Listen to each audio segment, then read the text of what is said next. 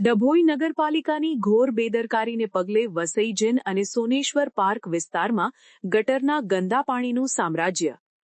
ઐતિહાસિક નગરી ડભોઈમાં હાલ વિકાસની વાતો વચ્ચે નગરપાલિકાની વરવી વાસ્તવિકતા સામે આવી છે। શહેરના વસઈ જૈન બહાર અને સોનેશ્વર પાર્ક જવાના મુખ્ય માર્ગો પર ગટરની ગંભીર પરિસ્થિતિ સર્જાઈ છે। છેલ્લા એક મહિનાથી રસ્તાઓ પર ગટરના ગંદા પાણી વહી રહ્યા છે, છતાં તંત્ર જાણે કુંભકર્ણની નિદ્રામાં હોય તેમ લોકોની વેદના સાંભળવા તૈયાર નથી। શિયાળામાં ચોમાસા જેવો માહોલ।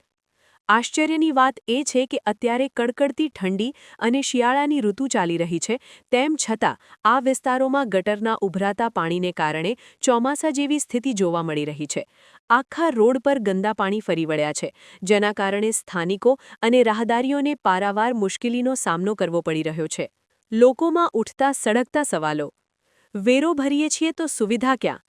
સ્થાનિક લોકો પૂછી રહ્યા છે કે શું અમે નગરપાલિકાને વેરો નથી ભરતા?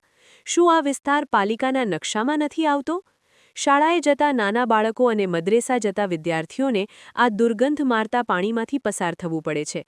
એટલું જ નહીં, મંદિર કે મસ્જિદ જનારા શ્રદ્ધાળુઓએ પણ ગંદા પાણી ખૂંદીને જવું પડે છે।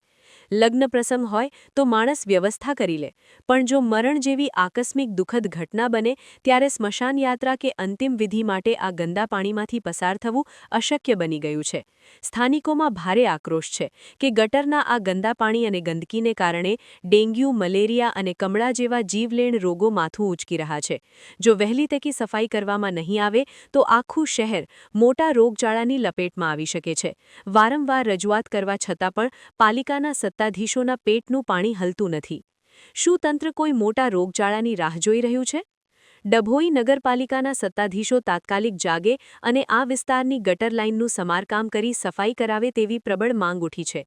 જો આગામી દિવસોમાં સમસ્યાનો ઉકેલ નહીં આવે તો સ્થાનિકો દ્વારા ઉગ્ર આંદોલન કરવાની ચીમકી પણ ઉચ્ચારવામાં આવી છે। સમાચારની અવનવી અપડેટ જોતા રહો નિખરતા ગુજરાત ન્યૂઝ સાથે। નિખરતા ગુજરાત ન્યૂઝને લાઇક, શેર, સબસ્ક્રાઇબ કરો અને બેલ આઇકન દબાવીને સમાચારની ઝડપી માહિતી મેળવો।